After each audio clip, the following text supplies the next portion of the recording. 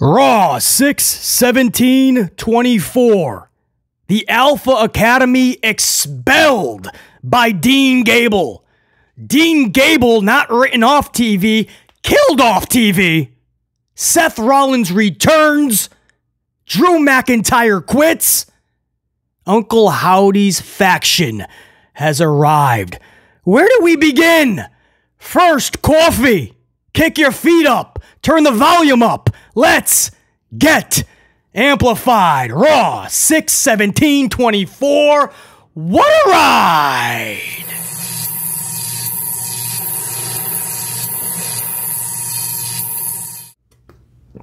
And before we get rocking, some shout outs to some subscribers / channel members, Big Nang, Jimmy Fingers 19, and Clint Green.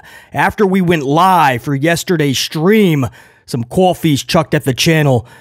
Some great add-on conversation for the topics that we had yesterday from Big Nang and Jimmy Fingers 19. And Clint Green, no words needed. He just showed that support, appreciation to the channel, which is also straight fire. Not Alba fire, just straight fire. So, a big shout out to Big Nang and Jimmy Fingers 19, Clint Green. Appreciate the coffees. Never needed, obviously. Always appreciated. And, yeah, some great add-on conversation to those topics. That was a really cool stream, and I thank every single one of you guys for making that special.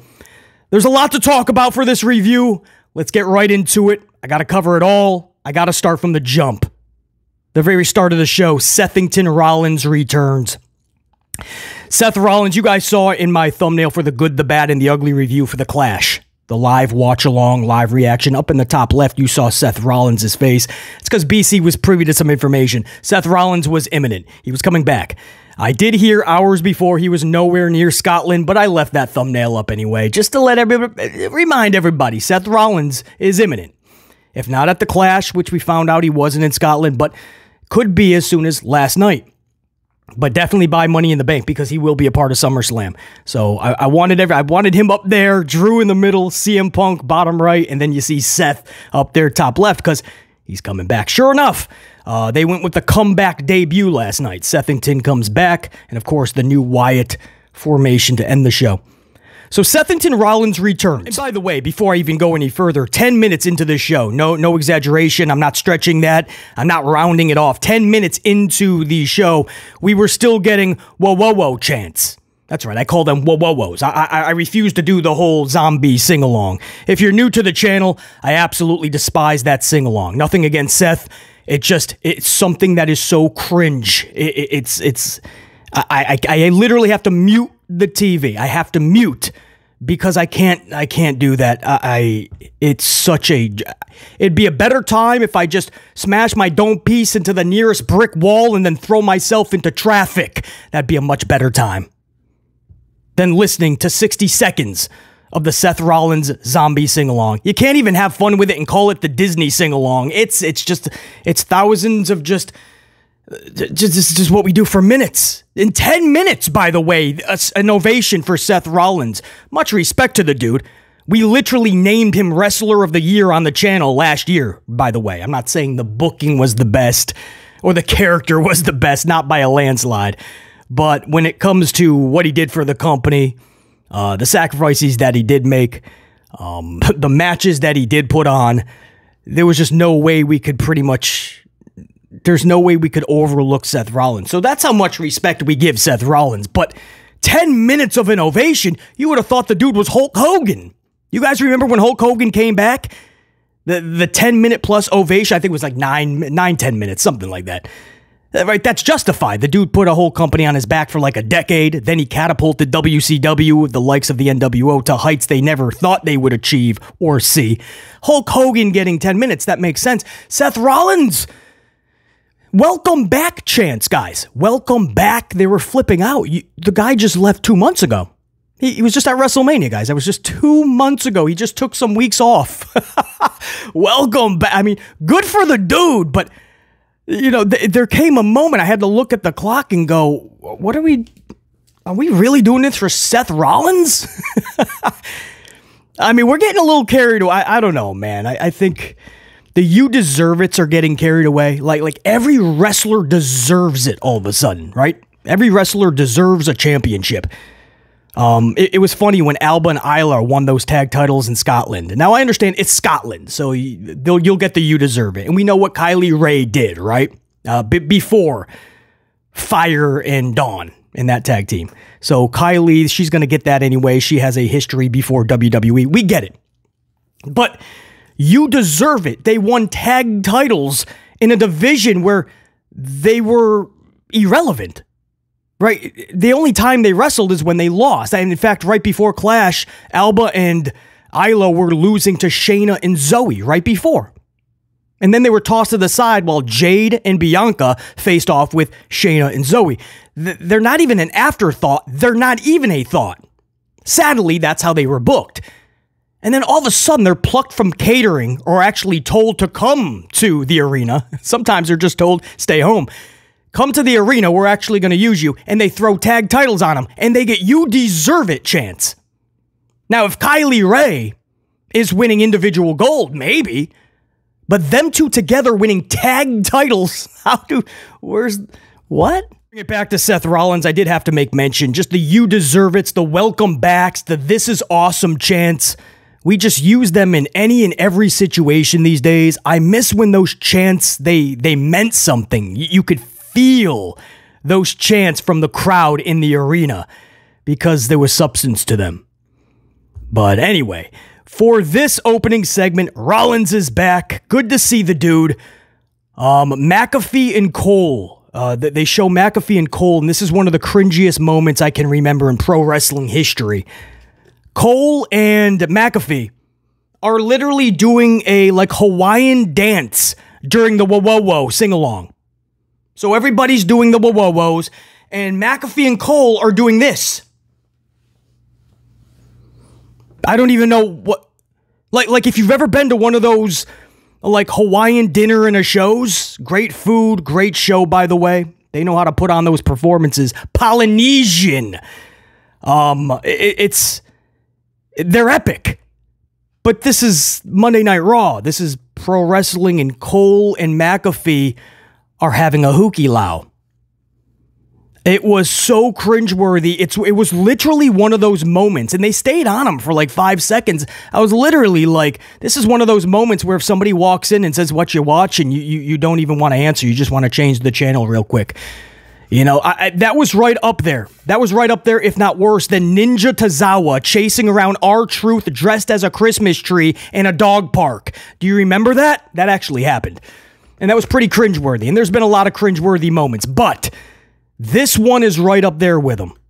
This was really rough to watch. I'm like, this is not what we're doing, man. Our commentators are doing a hookie low dance to Seth Rollins' whoa-whoa-whoas.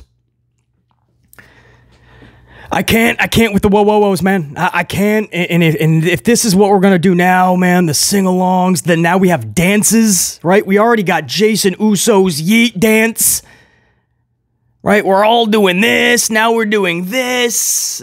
This is getting a different level of cheesy. This is getting a different level of corny.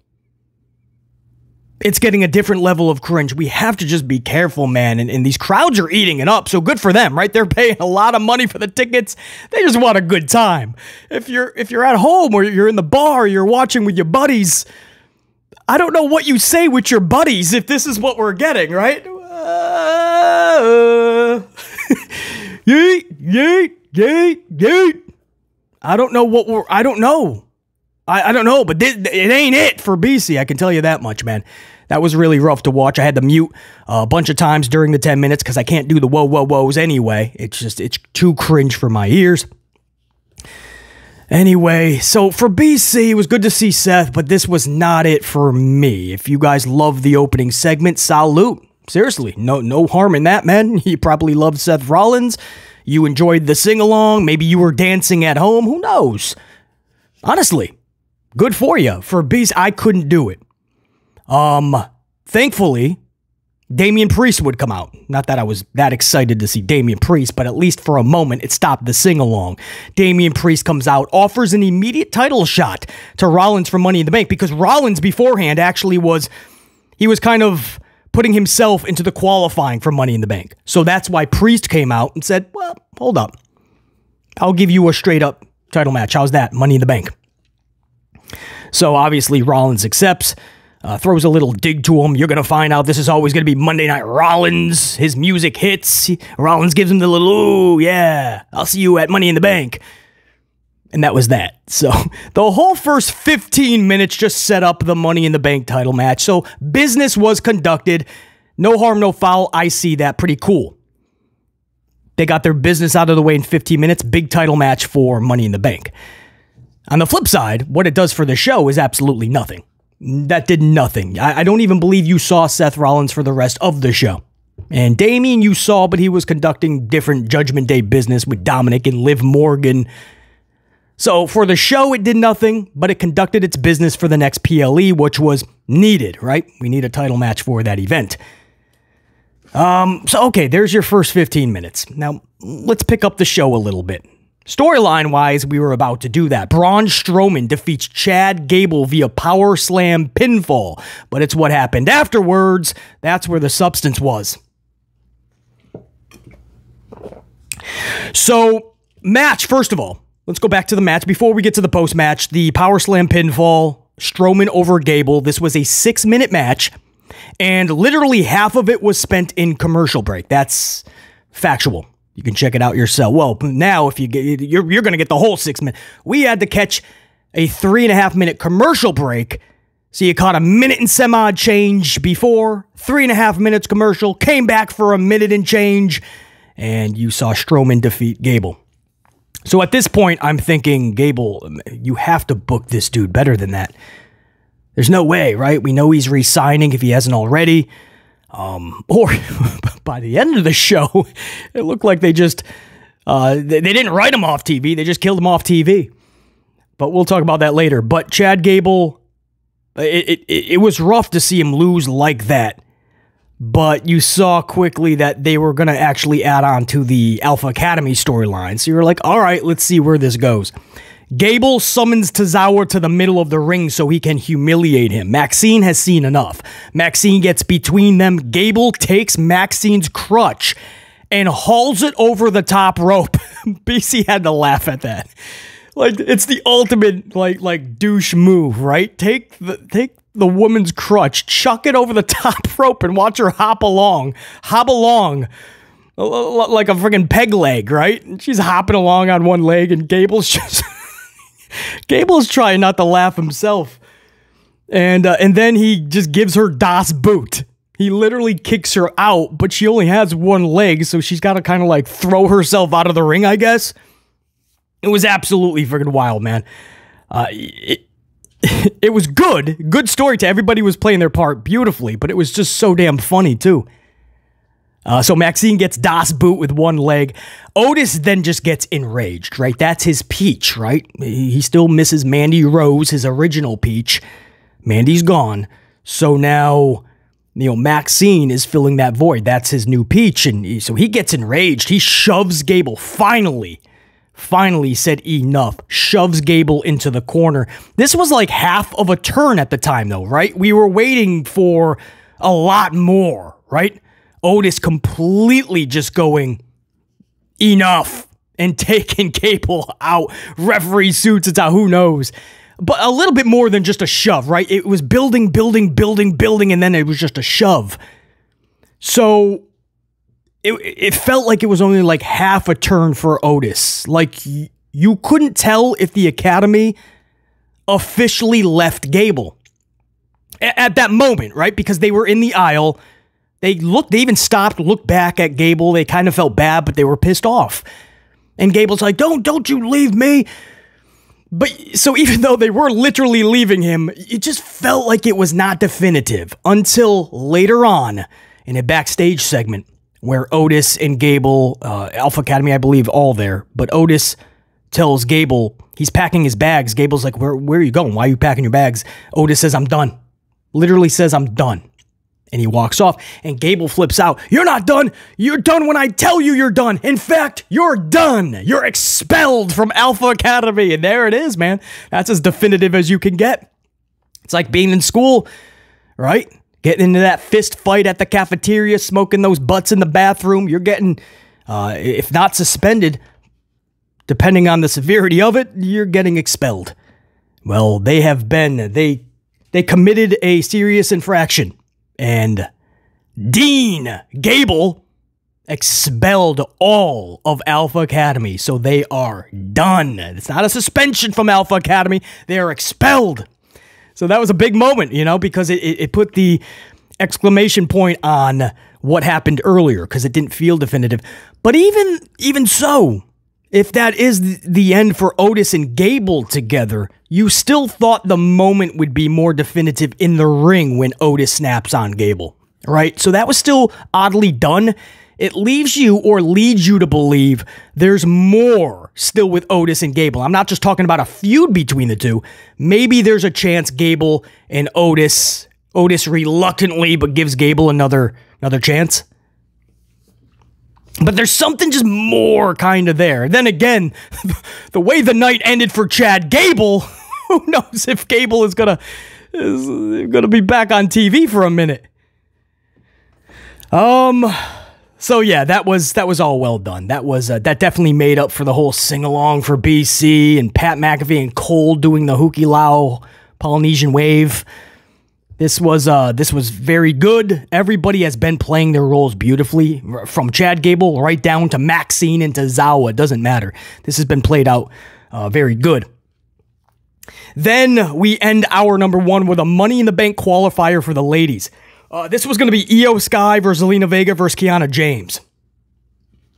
So Io would end up defeating Vega and James to qualify for Money in the Bank. Io pins Kiana with the over-the-moonsault finisher. Vega was poised to win this match, but Liv Morgan would cause a distraction. At first, I was like, why does she care about Vega? But there is a really nice tie-in, right? Because Zelina's affiliation with Ray, Dominik's father. We know what's going on with Liv and Dominik. Dominik doesn't like Ray, his father, so it ended up being a nice tie-in. At first, I was like, what are we doing? And then I thought about it, I'm like, oh, all right, that could... And Zelina Vega, I just think is exceptional, by the way. But as for Kiana, I want to spend a second on Kiana because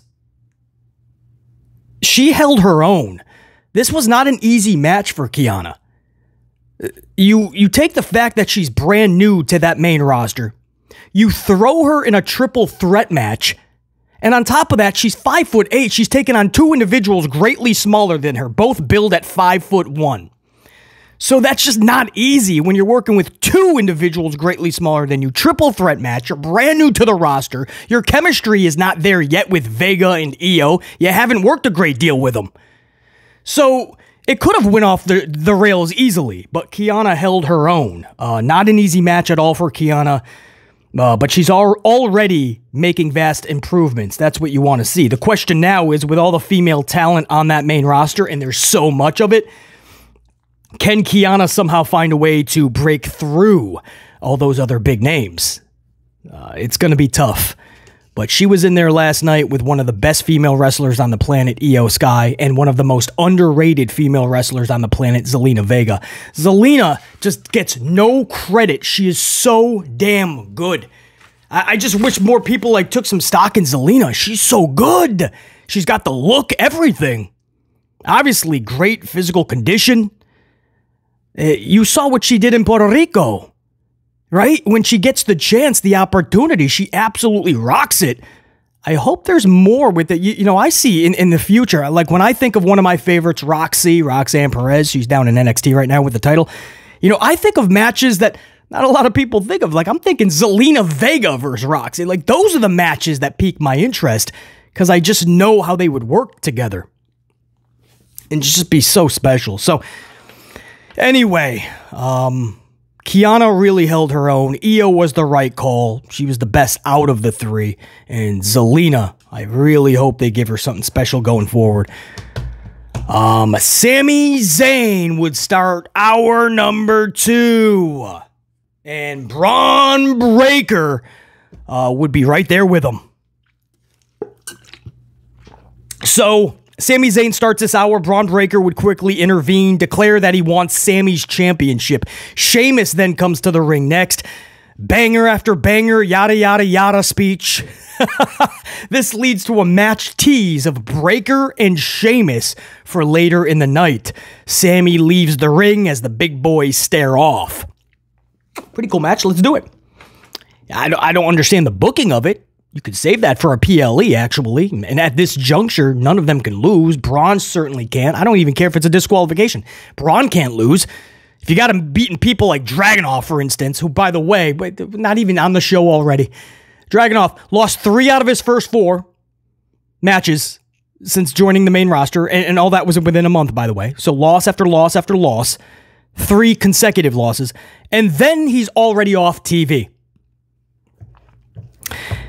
But if you're going to have Braun Breaker run through people like Dragunov and such, well, he can't lose. And then Sheamus just came back. You're just going to have him, I don't care if you give him 46 minutes and make Sheamus look strong. Sheamus just losing, man. I don't get it.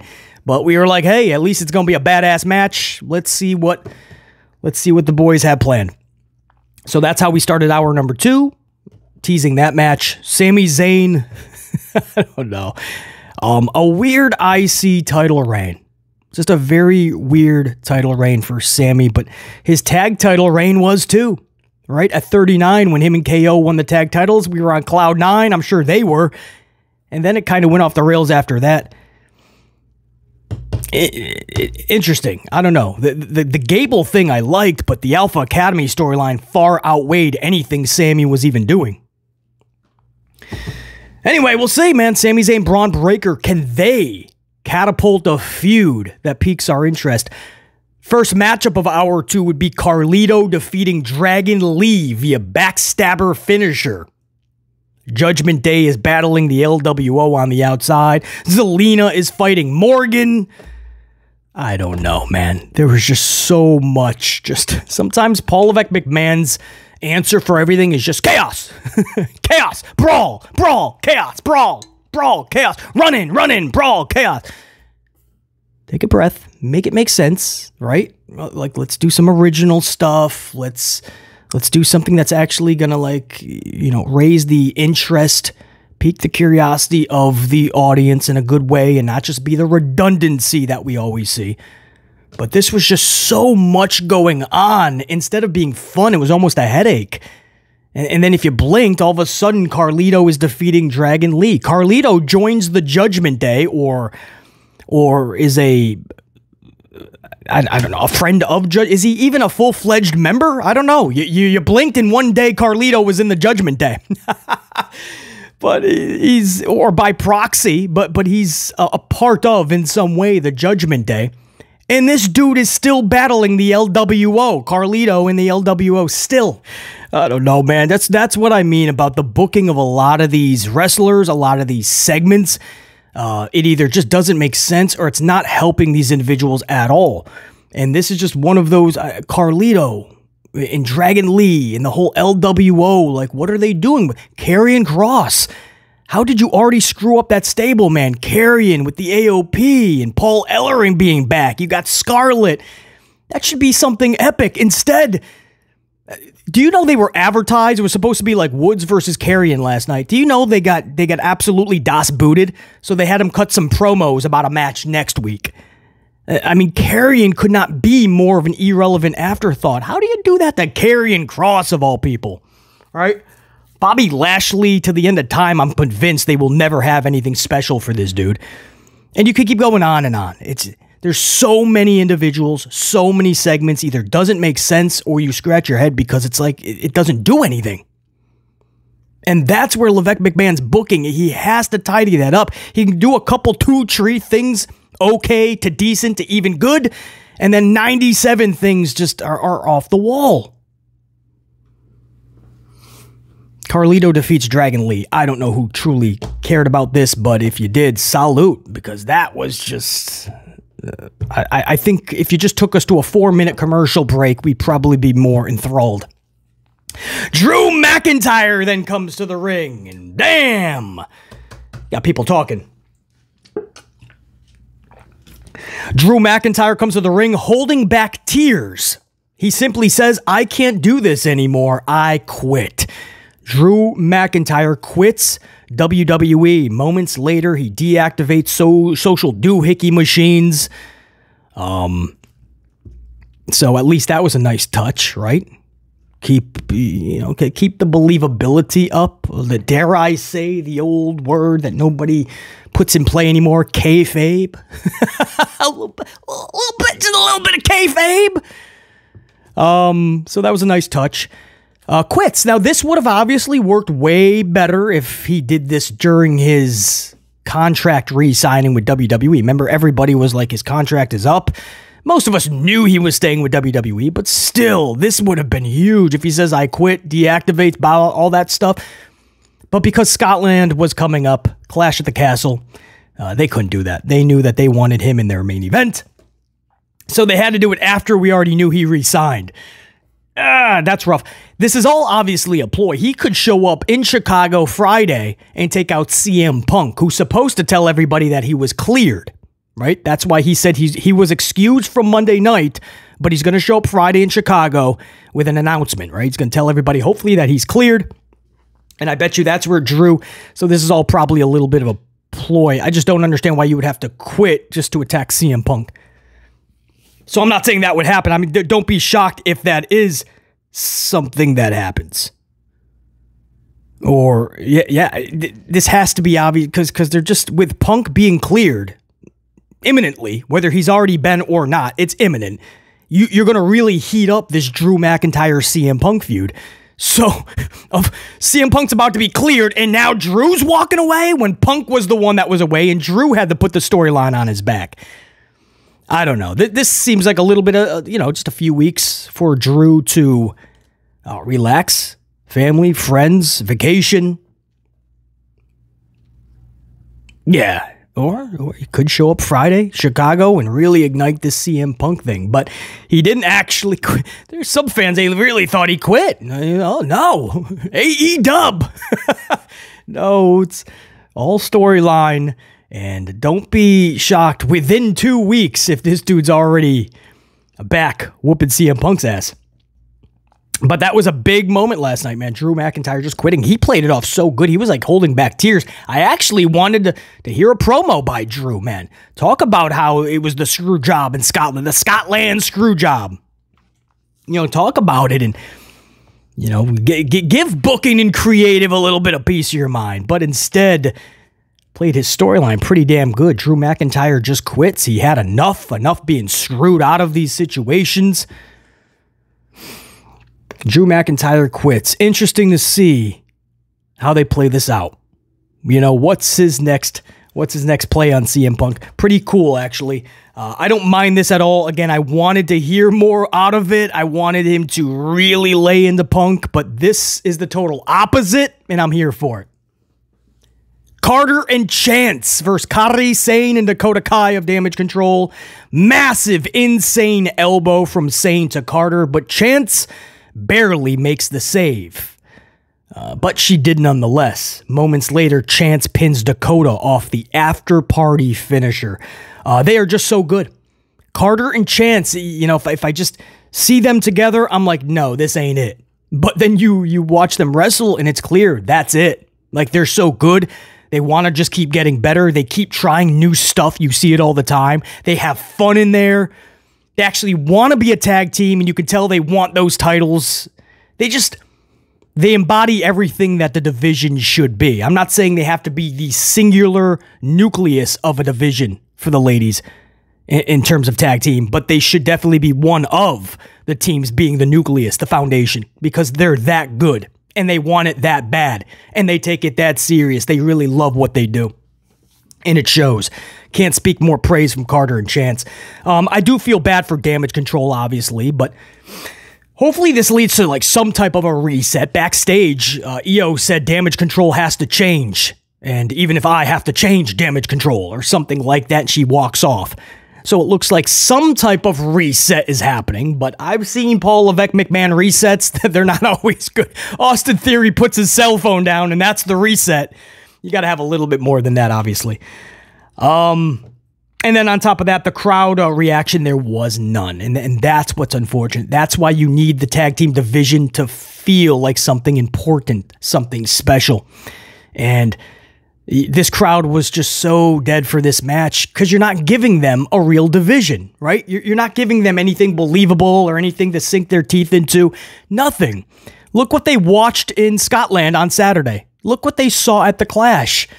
Alba and Isla, who you have sat home or stuck in catering since they've debuted, they all of a sudden win tag titles over Bianca Belair and Jade Cargill, Shayna Baszler and Zoe Stark. These are four of the baddest women in WWE easily.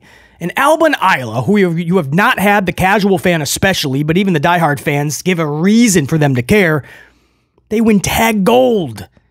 It just didn't make sense.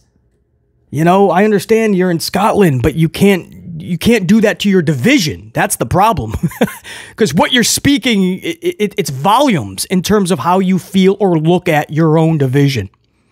So then you have matches like this, which I actually thought was really decent for the time they were given. And it's a pretty intriguing match. Kairi and Dakota versus Chance and Carter.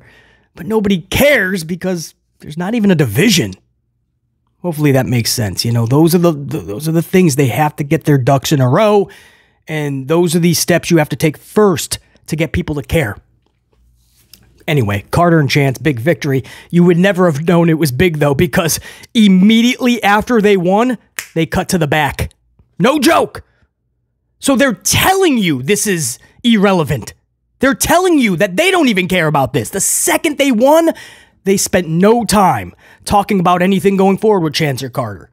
Or where does Damage Control go from here? Nothing. Right to the back. Backstage segment.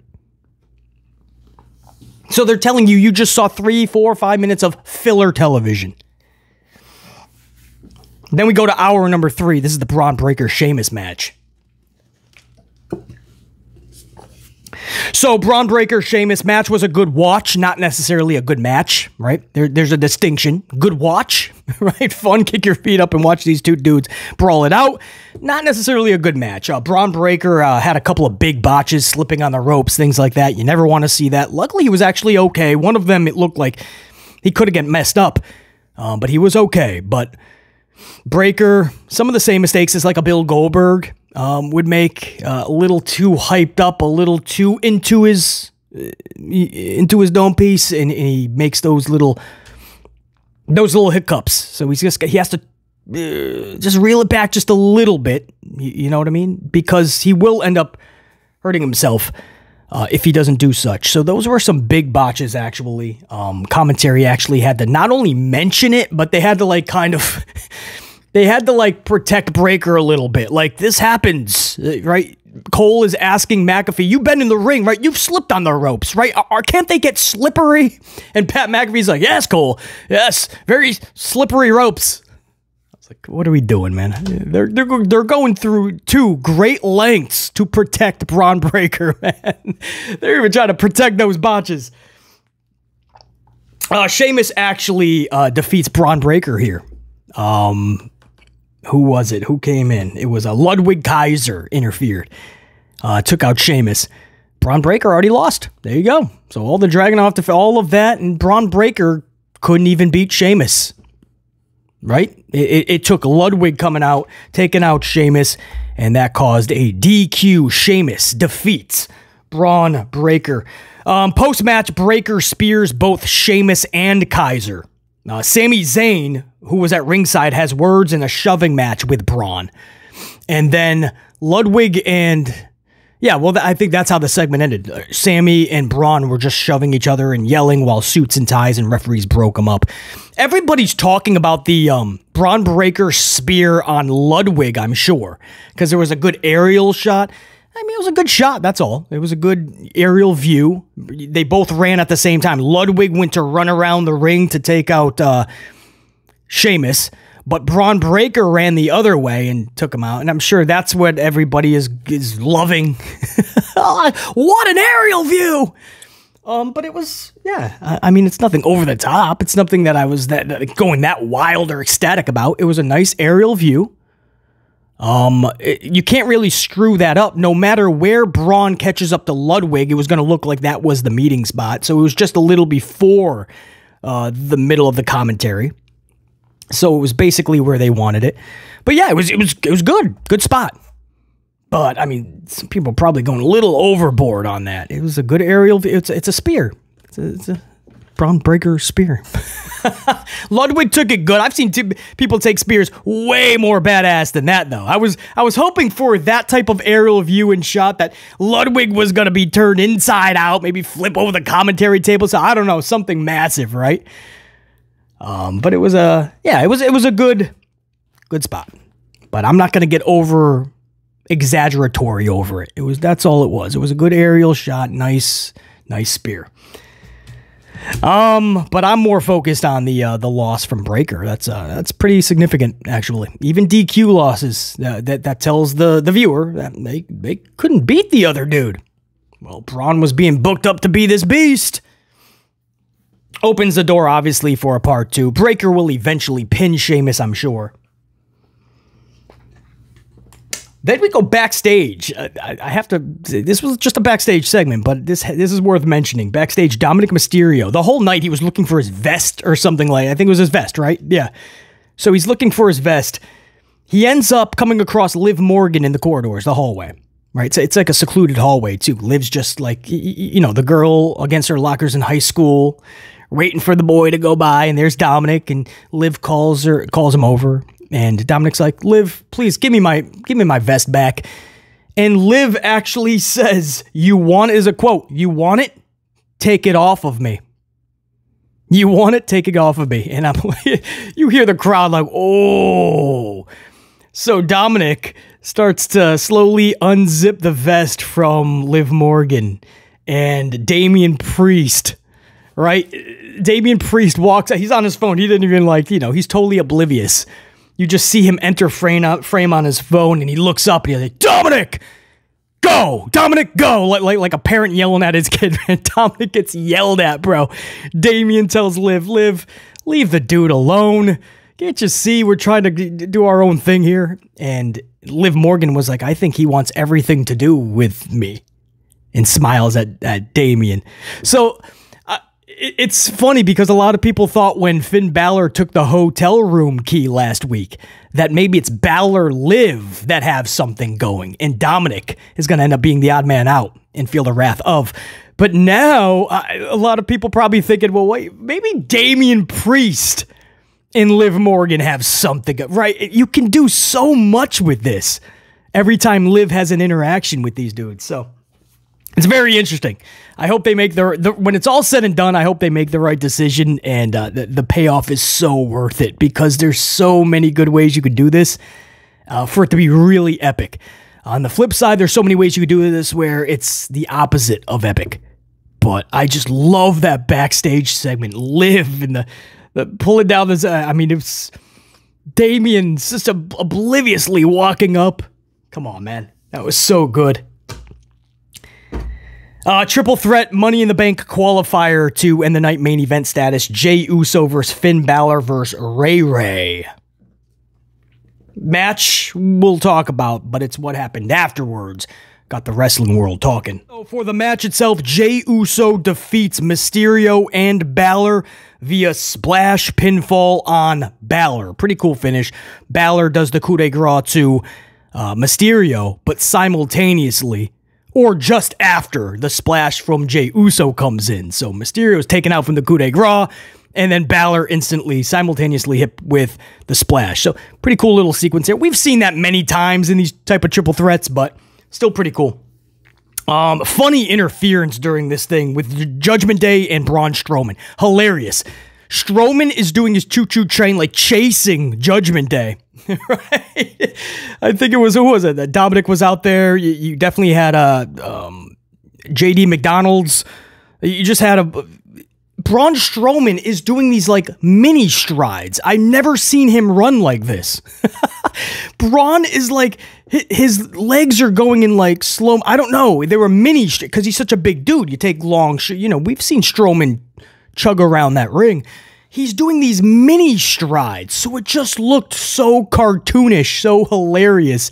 He runs through, around the barricade. He's going through the crowd, and you just see this giant dude running at like half pace with small strides. Again, I had to laugh at that. I know I was watching a good triple threat match, and this was in the middle of the match, or toward the end, I should say. But it was a clean victory for Jey Uso. And then we had the end of the show, the last 5 minutes. They were some of the wildest 5 minutes in this show's history that I've ever seen. 5 of the wildest minutes I've ever seen in pro wrestling is what transpired, is what ended the show. 5 of the, I'll put it just like that, 5 of the wildest minutes I've ever seen in pro wrestling closed out Raw. So, lights go out, we see some flickering. The door is there. There's the Wyatt door is there. The light is shining through. And instant goosebumps, obviously. I mean, you just have like, what is it? Like the piano tone on like a loop for Bray Wyatt. Like just everything just brought you back. And you're met with all these kind of emotions, right? Like you miss Bray Wyatt is one thought instantly coming to you. Another thought is this is so cool. Like in a way, Bray is still alive and rocking. You're just hit with all these emotions because the Bray Wyatt storyline is very much alive. They're rocking it out. And it's not just some like bootleg version necessarily. This is like his brother. Like, they were actually going over ideas and everything nonstop before Bray passed. So you know, like, they're going to do right by Bray. So, and then they just did it so good. Nikki Cross comes crawling out. I mean, if you ain't gonna do an Alexa Bliss, and they could still, by the way, but Nikki Cross, such a good character for this. She comes crawling out, and just the way they did her up and made her look, absolutely, I guess that's like the Abby the Witch, right? Because the Firefly Funhouse was basically coming to life. So she's basically like the Abby the Witch, or at least along those lines, and she comes crawling out. She crawls to the lantern, and that was such a moment. There's Bray's lantern. And it's like she climbed out of this abyss, and she now has like that power. The power of the urn. Remember The Undertaker? She has the lantern. She picks it up, and she like gestures, not even a point, but gestures to like the back. The camera then goes into gorilla position, where there is just bodies astrewed, laid out everywhere. Some individuals you can't really make out, but I do believe that I saw like Adam Pearce back there. Paul Levesque McMahon, I believe, was laid out. You saw like Chad Gable, and I'm talking like they were bloodied on the walls, you name it. It looked like a scene from like a haunted house. If you guys ever went to like a haunted house, I don't know, festivals, or down in Universal Studios, Hollywood, or down in Orlando, Florida, horror nights, they call it. Halloween Horror Nights. It's a collection of haunted houses. They do like 10 a year. This was like a haunted house because the camera is basically like it's a one shot. It's a point of view. And it just keeps on going to like a new room and through a hallway. So it's almost like you're going through a horror house, a haunted house. It's like you're in an HHN, Halloween Horror Nights, Universal Studio, haunted house. I guess that's the best way to put it. I should have put that in my notes. That's the best way to put it, man. Because everything is staged beautifully. Bodies are strewed. You got blood on the walls. They all look like they just been killed off TV. Not written off TV. Killed off TV. I know Gable's got contract negotiations with Levesque McMahon, but boy, did they go terribly wrong. It was just so well done. And each turn ushered in a new Wyatt character, for instance. Like, I think it was, this is not in my notes. There's no way I could put all this in my notes, guys. My notes literally ended with the wildest 5 minutes of pro wrestling I've ever seen, and that's where my notes end. So this is all just recollection. Anyway, every time the camera would turn somewhere, you would see a new Wyatt character standing there or sitting there in the case of who we believe is Dexter Lumis. But Eric Rowan was that first one, like the rabbit mask on him, the sledgehammer reading "Help Me." It just looked badass. And then you see, as another turn happens, somebody sitting on that electrical box equipment, it looked like legs crossed like CM Punk, looked like it would be Dexter Lumis. And I think he had like the buzzard mask, correct? Something like that. I think he was sporting the buzzard mask. Then you took another turn to what we believe was Joe Gacy standing tall. Almost like one of those like gas mask type deals. So not sure. I'd have to go back and check out who I believe was Joe Gacy. And then you see Uncle Howdy. And Howdy just starts doing his legs, snapping. He's walking all like over the bodies that are just construed all around. And him and the whole group kind of get together. They meet Nikki out at the lantern, top of the rampway. And they pick up, Howdy now has the lantern. And he just screams, "We're here." Blows out the lantern, lights go out. And we have that signature like Wyatt finish. Wow. I was like, there's so many things that I was like, there's so many, like, the first thoughts are just, as a fan, that was just awesome, right? As a fan, just watching a wrestling television show, it's everything that just hooked me in as a kid, right? Out of bounds, out of the box, just... It's everything I love about pro wrestling. It doesn't have to be what would actually happen. I don't need the 5-star matches, man, to make me love wrestling. In fact, those get redundant.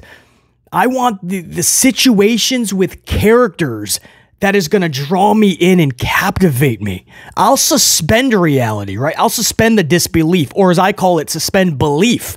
I'll suspend that. If you do it in a way that allows me to enter that wacky world of pro wrestling that I love. If you allow us to do that as fans, we'll enter it, man. That's why we can easily do that. That's why we can be captivated by what we saw last night. Not just enjoy Uncle Howdy's Faction's debut, but be captivated by it. So as a fan, that's what I was captivated by that. That was wild. If I was a kid watching that, you'll never forget it. You never will. 30, 40, 50, 100 years old. You'll remember that moment forever. And then, you start to think about it, a little bit older now and reviewing it for you guys, so critiquing it and whatnot. You start to think, like, can they hold that up? Like, you basically did this haunted house scene, right? You killed everybody off. Your locker room. Paul Levesque McMahon is laid out back there, bloodied. Adam Pearce, suits and ties. So how do you explain that next week? That's an issue that they're going to have to come across. I'm hoping they have that planned out. It's been many weeks and months that you knew they were coming. This shouldn't just all have been for one debut. I'm hoping they have a long, structured plan. So how did you pull it off? Right? You better explain that. You better come up with a way that Paul Levesque McMahon and Chad Gable and everybody else, Adam Pearce, they came back to life from the dead, because they're all going to have to come back to life. So it's how you do it going forward, right? Like, you hope that they can sustain that because it was so epic. But if you can't, that's when it goes off the rails real quick. So, you don't even want to think too far ahead, because you want to really be captivated and really take in what you just saw last night. But you can't help but think you really want it to keep up, keep pace, keep that feeling.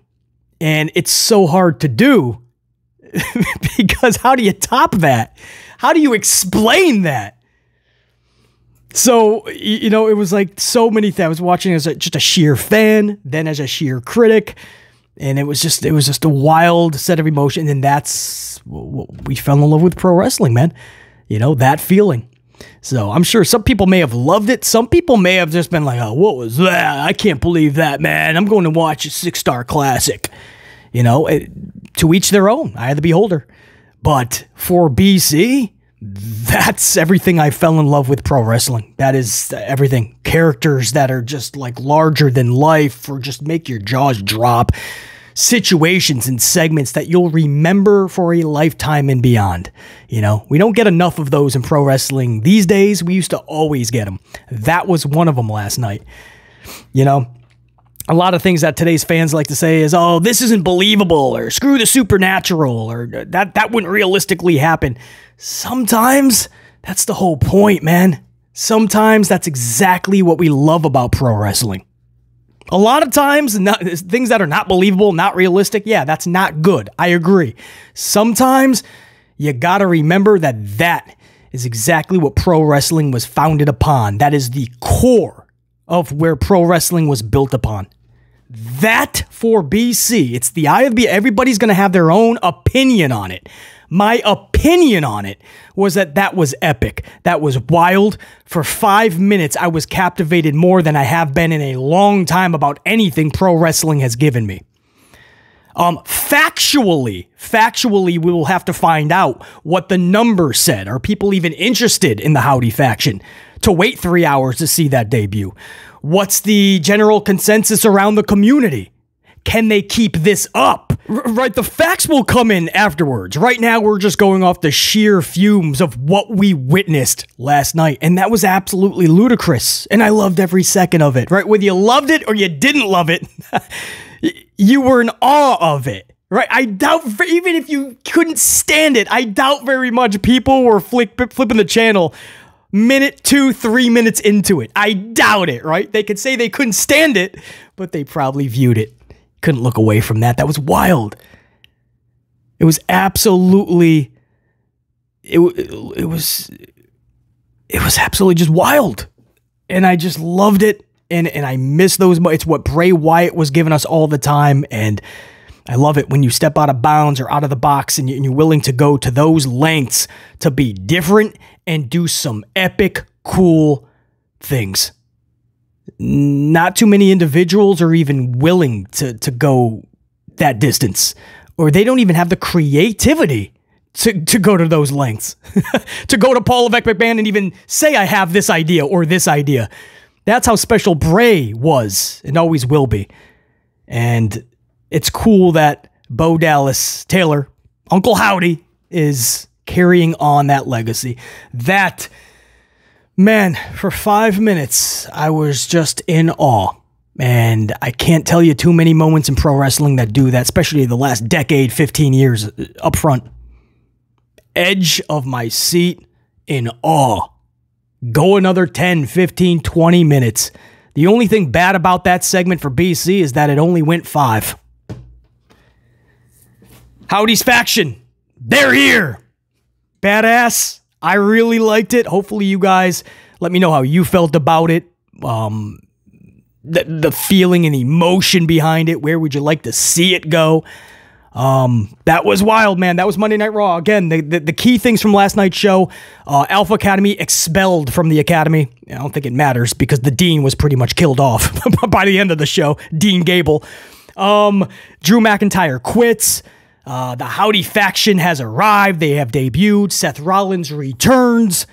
So some eventful stuff last night for sure. Some things still don't make sense. Yes, their women's tag division. Chance Carter winning over Damage Control and then just immediately cutting away from it like it meant nothing.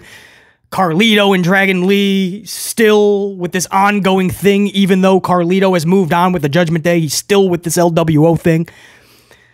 So there's Braun Breaker and Sheamus. Braun Breaker already lost. I don't know. There's some things that you kind of have to tidy up, obviously. A lot of things. But there's some things from this show that these are big, big headlines, man. Big topics. And they at least make you go, I got to see where that leads to. First of all, we got to make sure Chad Gable is still alive. Guys, much love and respect. That's the Raw review for Monday, June the 17th, 2024. A wild show, whether that's in the good way or bad, that's in the eye of the beholder. But it was wild. It gave us a lot to talk about over our coffee. We'll do it all again real soon. Until next time, and there will be that next time. Top guys, BC in the unit. We out. Peace. Check you.